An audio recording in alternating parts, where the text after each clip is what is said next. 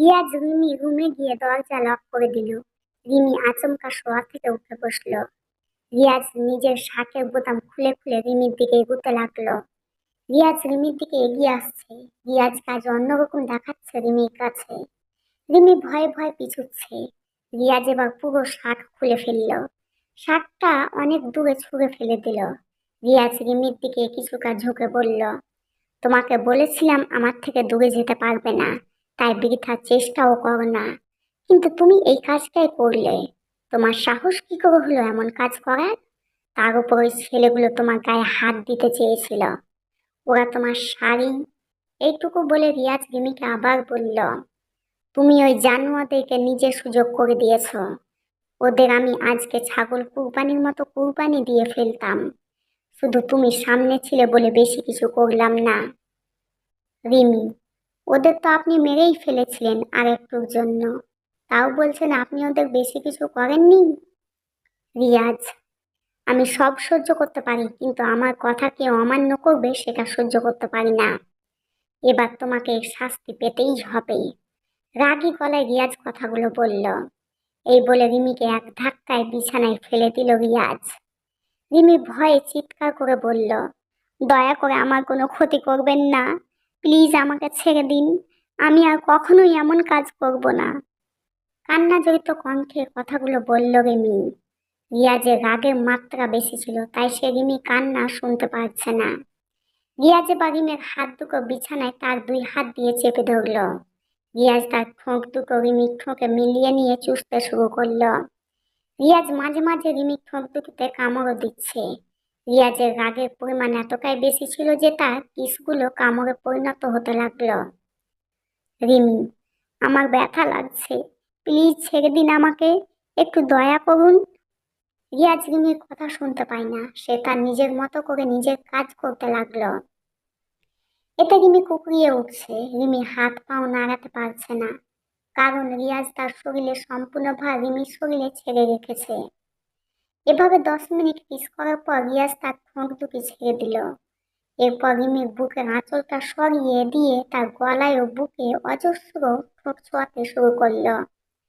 রিয়াজ বুকে কিস করতে করতে রিমির শাড়ির কুচিটা খুলে ফেললো। তখনই রিমির চোখ বেয়ে দুফোঁটা জল গড়িয়ে পড়ল।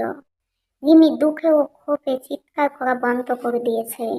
রাত 3টে বাজে, রিমি ব্যথায় কান্না করছে। রিয়াজ রুমে নেই। একটু পর রিয়াজ রুমে এসে রিমিকে নিজের কোলে বসিয়ে দিল। রিয়াজ, মলম এনেছি, ব্যথার জায়গায় মলম লাগালে আর ব্যথা করবে না। রিমি এবার এক চিৎকার দিয়ে উঠে গিয়ে বলল, আপনি ভাবলেন কি করে আপনার দেওয়া মলম লাগাবো, তাও আপনার হাত দিয়ে? রিয়াজ, ঠিক করে কথা বলো, ভেবে দেখো কার সাথে কথা বলছো। রিমি, একটা হাইনা শয়তান জানোয়ারের সাথে কথা বলছি। রিয়াজ, এবার দেখবে আমার সাথে জোর গলায় কথা বলার মজা। রিমি, আমি কি কিছু ভুল করে ফেললাম? ঘুমন্ত হাইনাকে আবার জাগিয়ে দিয়ে কি ভুল করে ফেললাম? মনে মনে কথা কি বলল রিমি। রিয়াজ, বারবার তোমার আমার হাইনা রূপ দেখতে ভালো লাগে তাই না? একটা শয়তানি হাসি দিয়ে কথাটা বলল। এখন তোমাকে আমার রোমান্টিক রূপ দেখাবো। কথাটা বলেই রিয়াজ রিমির ঠোঁকে নিজের ঠোঁট ছোঁয়ালো। রিমিকে এক নাগাড়ে প্রায় 20 মিনিট কিস করার পর ছাড়লো। তারপর রিমিকে বলল, এখন আবার আমার সাথে আরেকবার জোর গলায় কথা বলে দেখো তো। রিমি নিশ্চুপ।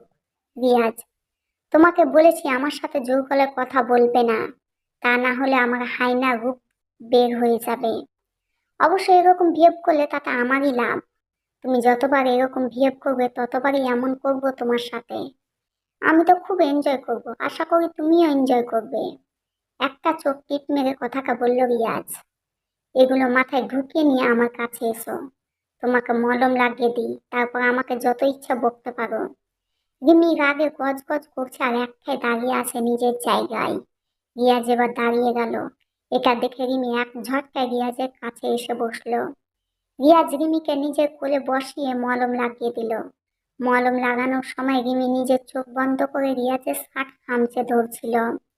রিয়াজের বেশ ভালোই লাগছিল রিমির এমন ভিড়। রিয়াজ রিমিকে জড়িয়ে ধরে বিছানায় শুয়ে পড়ল। রিয়াজ, যদি একটু নড়াচড়া করো না তাহলে আমার হাইনা রূপ দেখতে পাবে। চুপচাপ শান্ত মেয়ের মতো ঘুমিয়ে পড়ো।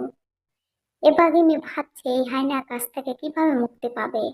নিজের বাড়ির কথা অনেক মনে পড়ছে রিমির। বাবা আর নাতিমের জন্য ভীষণ কষ্ট হচ্ছে তার। ওদের খুব দেখতে ইচ্ছে করে রিমির।